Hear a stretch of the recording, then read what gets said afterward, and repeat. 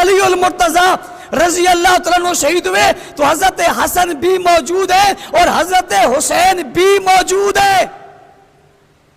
بات سمجھنے کی کوشش کرنا، میں بات سمجھانے کی کوشش کر رہا ہوں کہ یہ اصل میں ہے کیا، یہ ثابت کس سے ہے، یہ سلسلہ کہاں سے شروع ہوا، اس کا آغاز کیا ہے.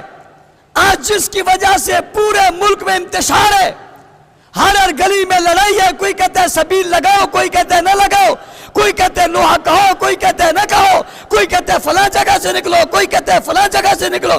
پھر اس آڑ میں، اس صورت میں تبرہ ہو رہا ہے، گالی دی جا رہی ہے، لڑائی پیدا ہو رہی ہے، فسق و فجور ہو رہا ہے، یہ سب کچھ ہو رہا ہے. بنیاد تو پکڑو کیا ہے.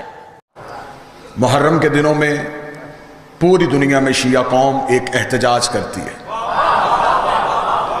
وہ احتجاج مجلس کی صورت میں، جلوس کی صورت میں، ماتم کی صورت میں ہوتا ہے. یہ ہماری رسم نہیں، یہ ہمارا رواج نہیں، یہ ایک احتجاج. احتجاج ہوتا ہے ہمیشہ ظلم کے خلاف. 1400 سال سے میری قوم ایک احتجاج کر رہی ہے اور وہ احتجاج دنیا کو ریکارڈ کروایا جا رہا ہے. 1400 سال سے زمانہ ہم سے پوچھے تمہارے ماتم کی وجہ، تمہارے کالے کپڑے پہننے کی وجہ، تمہارے سوگ کی وجہ، ہمارے سارے ماتم کی وجہ ایک احتجاج ہے کہ قتل حسین کی تحقیق ہونی چاہیے.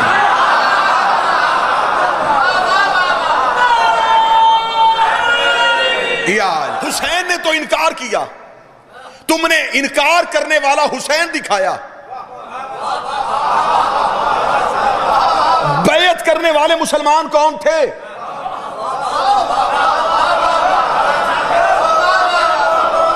نبی کو دنیا سے گئے ابھی 100 سال نہیں ہوا، 50 سال ہوئے.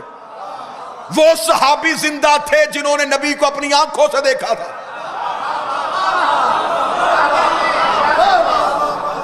آؤ نا ہمارے ساتھ بیٹھو، ہماری آنکھوں میں آنکھیں ڈالو. گھر بیٹھ کے شیعوں کو کافر کہنا آسان ہے.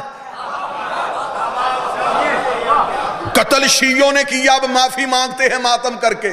چل تو اتنا تو مان گیا کہ ماتم کرنے سے معافی ملتی ہے.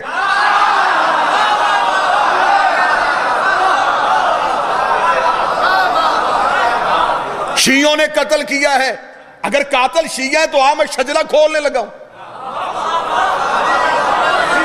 قاتل شیعہ ہے تو مل کے لعنت کرتے ہیں. آؤ نا کھرا نکالے، کھوج دیکھتے ہیں قتل کس کے گھر سے نکلتا ہے. جن لوگوں نے بیعت کر لی تھی وہ مسلمان تھے، وہ نبی کے صحابہ تھے. انہوں نے حسین کو نبی کی گود میں کھیلتے ہوئے بھی دیکھا تھا، نبی کے شانوں پہ بیٹھے ہوئے بھی دیکھا تھا، نبی کو حسین و منی وانا من الحسین کہتے ہوئے بھی دیکھا تھا. ان بندوں کا چپ رہنا اس بات کی دلیل ہے کہ وہ قتل حسین میں شامل تھے.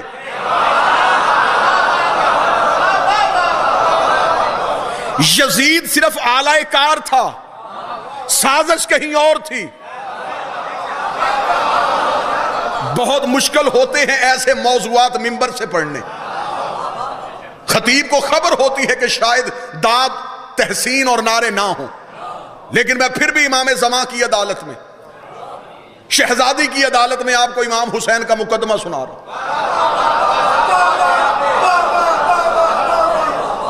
میں اس زبان پہ لعنت کرتا ہوں جس زبان پہ محمد کی بیٹی کی وکالت نہ ہو.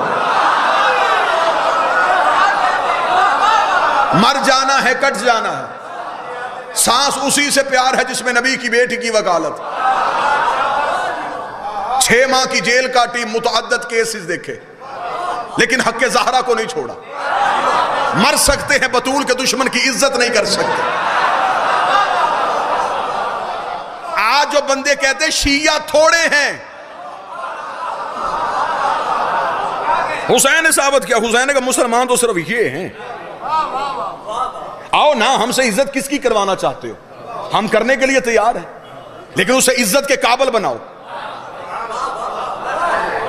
یہ میری قوم پہ گھر بیٹھ کے اعتراض کر دیا، شیعہ صحابہ کا احترام نہیں کرتے، شیعہ صحابی کی عزت نہیں کرتے، شیعہ صحابہ کو برا بھلا کہتے۔ میری قوم کا دماغ خراب ہے، ہم تو اتنی عزت کرنے والے قوم ہیں، جو گھوڑا حسین کے کام آ گیا ہم آج تک اس کی شبیہ بنا کے چومتے ہیں۔ ہم اور کوئی بندہ نبی کے بیٹے کے کام آیا ہم اس کا احترام نہ کریں۔ تو انہیں گھر میں بیٹھ کے بچوں کو یہ تو بتا دیا شیعہ صحابہ کی عزت نہیں کرتے، پورے دن کا مسلمان بن اپنے بچوں کو یہ بھی بتا کہ حضرت عمار یاسر کا قاتل کون تھا، اپنے بچوں کو یہ بتا حضرت ابو ذر غفاری کا قاتل کون تھا، اپنے بچوں کو یہ بتا کہ بی بی عائشہ صدیقہ کو زندہ گڑھے میں پھینکنے والا بندہ کون تھا، اپنے بچوں کو یہ بتا محمد بن ابی بکر کو زندہ گدھے کی کھال میں رکھ کے چلانے والا بندہ کون تھا، اپنے بندوں کو یہ بتا جنگ صفین میں علی کے مقابلے پہ آنے والا کون تھا۔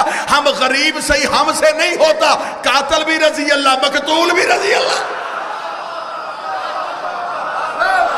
قاتل کو بھی مانے مقتول کو بھی مانے۔ صحابہ کا احترام ہم کیوں نہیں کرتے؟ لیکن یہ ضروری تو نہیں کہ وی آئی پی صحابہ کو ہی مانو۔ آپ صحابہ کی بات نہیں کرتے، تیری مسجد میں کبھی سلمان کی بات ہوئی؟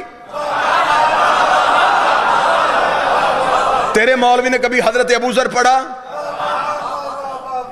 تو ان صحابہ کی بات کیوں نہیں کرتا؟ کیونکہ ان کی ہر بات میں علی کی بات ہے۔ ناظرین گرامی، علامہ غوث رضا علوی جب پاکستان میں تھے انہوں نے بہت سی مجلس پڑھی تھی۔ آج کے اس ویڈیوز میں ہم آپ کو بتائیں گے یہ وہ مجلس تھی جب علامہ غوث رضا علوی صاحب کو پولیس نے گھر سے اٹھا لیا تھا۔ جب بھی سیدہ بی فاطمہ سلام اللہ کا مقدمہ پڑھا جاتا ہے، یہ وہ مقدمہ ہے یہاں بڑے بڑے لوگ کانپ جاتے ہیں، یہاں بڑے بڑے لوگوں کو گرفتار کیا جاتا ہے، یہ وہ مقدمہ ہے۔ علامہ غوث رضا علوی صاحب بھی ان میں سے ایک تھے جو تقریباً کافی سزا جیل میں رہے۔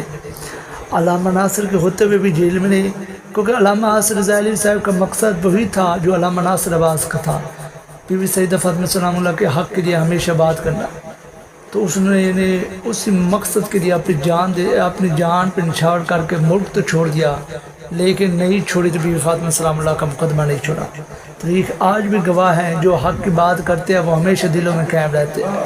علامہ غوث رضا علوی صاحب، ایک ان کا دوست محترم علامہ ناصر عباس، اس نے جان دے دی، ایک دوست اس نے ملک چھوڑ دیا، لیکن